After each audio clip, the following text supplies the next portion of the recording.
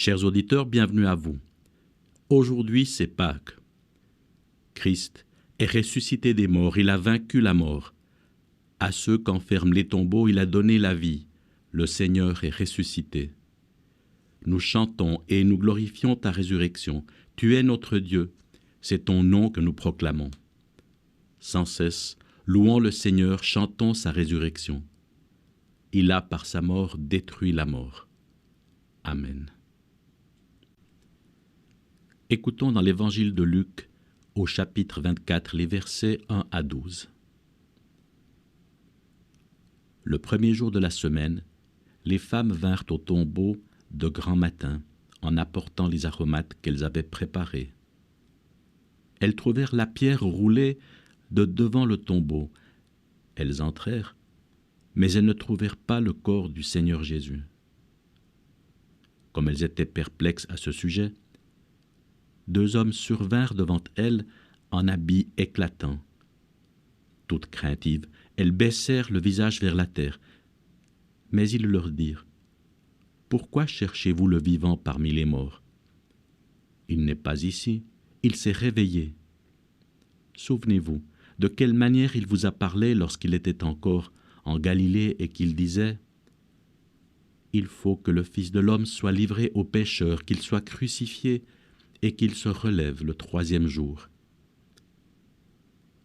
Et elles se souvinrent de ces paroles. Elles s'en retournèrent du tombeau pour raconter tout cela aux 11 et à tous les autres. C'étaient Marie-Madeleine, Jeanne, Marie de Jacques et les autres avec elles. Elles le dirent aux apôtres, mais ces paroles leur parurent une niaiserie, et ils ne crurent pas les femmes. Pierre cependant se leva et courut au tombeau. En se baissant, il ne vit que les bandelettes qui étaient à terre. Puis, il s'en alla chez lui, s'étonnant de ce qui était arrivé. Gloire à toi, ô ressuscité. C'est Pâques. Il est ressuscité, il est vraiment ressuscité. C'est la joyeuse formule liturgique qui accompagne les salutations que s'échangent les Grecs durant la période de Pâques. Il est ressuscité. Oui, d'accord. Mais quelle représentation en avons-nous de cette résurrection ? Souvent, elle remonte à nos années de catéchisme. Ensuite, nous véhiculons cette représentation et comme nous participons plus ou moins fréquemment au culte dominical, le terme nous devient familier et il appartient au contexte de l'Église, comme l'orgue ou les vitraux. Mais sortons de ce contexte pour nous demander comment ce terme est reçu à l'extérieur de nos églises. Selon un récent sondage effectué en 2020, 1/4 des Suisses croient que Jésus est ressuscité physiquement après avoir été crucifié. Et fait remarquable, ce pourcentage est également valable pour les personnes qui ne se rattachent à aucune religion ou à une autre religion que le christianisme. Alors tentons de revisiter notre propre compréhension de la résurrection par une confrontation avec les textes du Nouveau Testament. Commençons par une précision concernant l'idée que le judaïsme se faisait de la destinée humaine. L'espérance de la résurrection est apparue chez eux tardivement. Dans la Bible hébraïque, l'idée dominante était que dans le séjour des morts, les défunts étaient oubliés de Dieu. Ainsi, Ésaïe peut dire « Ceux qui sont descendus dans la tombe n'espèrent plus en ta fidélité. » C'est dans ce contexte que le christianisme primitif s'est développé. Lorsqu'on parle de la résurrection, nous nous heurtons à un autre écueil. Le terme « ressuscité » que nous utilisons en français, eh bien, dans le texte original, il n'existe pas. Alors comment comprendre dès lors la réalité de Pâques ? Souvent, nous fondons nos représentations sur les textes finaux des évangiles. Ils sont situé après les récits de crucifixion et du tombeau ouvert. Regardons de plus près. Constatons que plusieurs registres rendent compte de cette réalité. On peut déceler 3 types de langage: celui de l'éveil, celui de la foi et celui de la vie. Alors commençons par le langage de l'éveil. C'est bien évidemment celui qui nous est le plus familier, et nous le rencontrons dans ces récits de résurrection qui concluent les évangiles. La résurrection est qualifiée par 2 verbes, réveiller et mettre debout. Dans l'Antiquité, la mort était apparentée à un sommeil, et se réveiller était compris comme un arrachement à la mort. Le verbe relever évoque l'idée d'une remise debout, la manière dont Dieu relève ce que la mort avait mis à terre. La résurrection est à comprendre d'une part comme une sortie de la mort par un réveil, et d'autre part par un redressement de ce qui avait été abattu. Il y a ensuite le langage de l'éveil, qui atteste bien que la mort a constitué le passage nécessaire entre avant et après. Cette compréhension comporte un danger. On s'imagine que Jésus a vécu avec un surplus de vie quelques jours, quelques semaines de plus. Tout devient alors affaire de biologie et d'analyse historique. Ça s'est passé vraiment comme ça.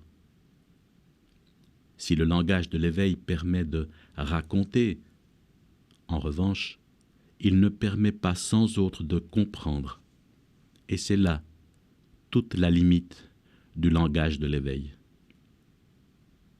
Or, la question qui importe aux croyants est: en quoi cet après est-il différent de ce qui était avant?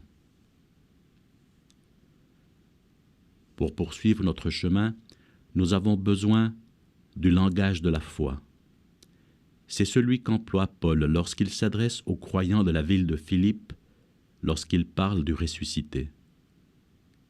Écoutons-le.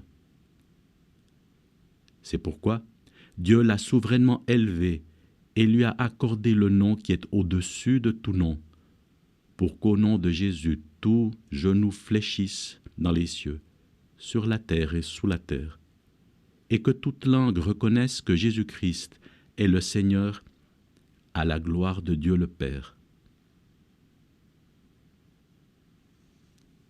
Ainsi, c'est dans cette élévation du Christ que Paul nous parle de la résurrection.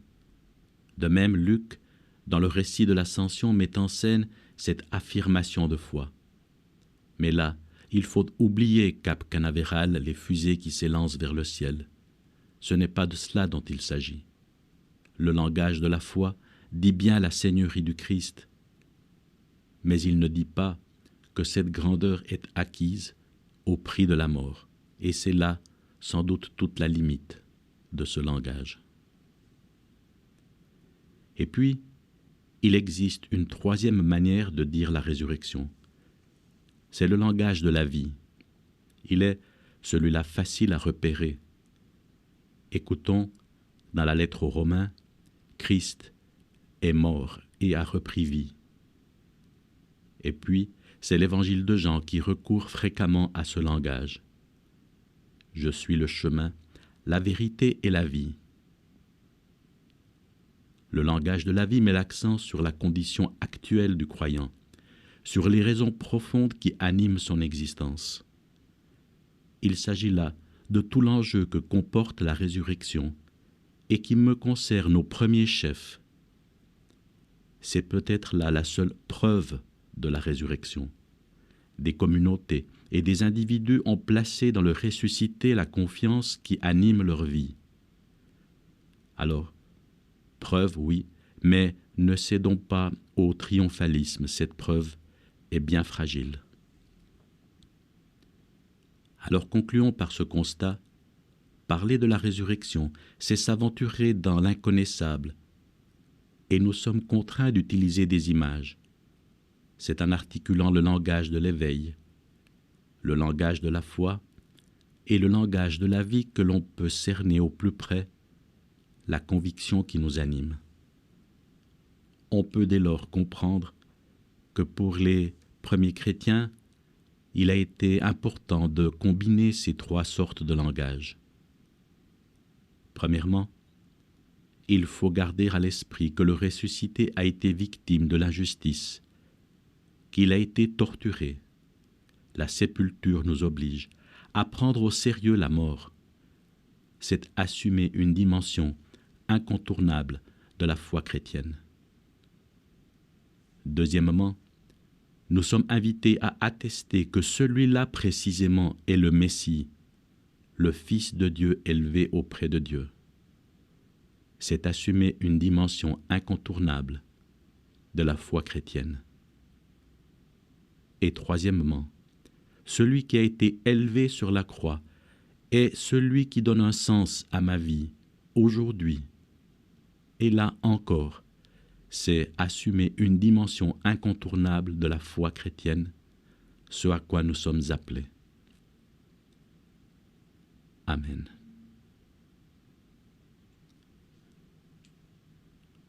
Nous prions. Seigneur notre Dieu, Pâques est là. Tu es là, alors que demander de plus? Tu nous incites à nous recueillir, à nous tourner vers toi avec nos demandes, avec nos espoirs. Nous te prions pour que Pâques soit vraiment l'occasion de renouveler les cœurs. Que la paix et le message de vie inondent la terre dans ses derniers recoins, là où parlent les armes, là où la haine fleurit, là où l'on torture, là où l'on oblige à se taire. Seigneur, fais que nous ne regardions pas cet incendie de notre propre monde avec des yeux de spectateurs passifs. Tu nous l'as dit. Nous avons un rôle, chacun à sa place. Alors Seigneur, c'est notre demande de ce jour de Pâques. Fais de nous des artisans de paix, des porteurs de rassemblement, d'apaisement pour nos sœurs et pour nos frères. Amen.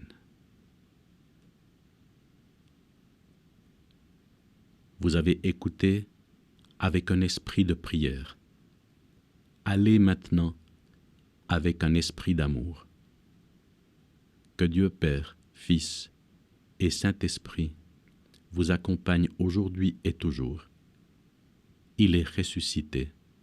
Il est vraiment ressuscité. Amen.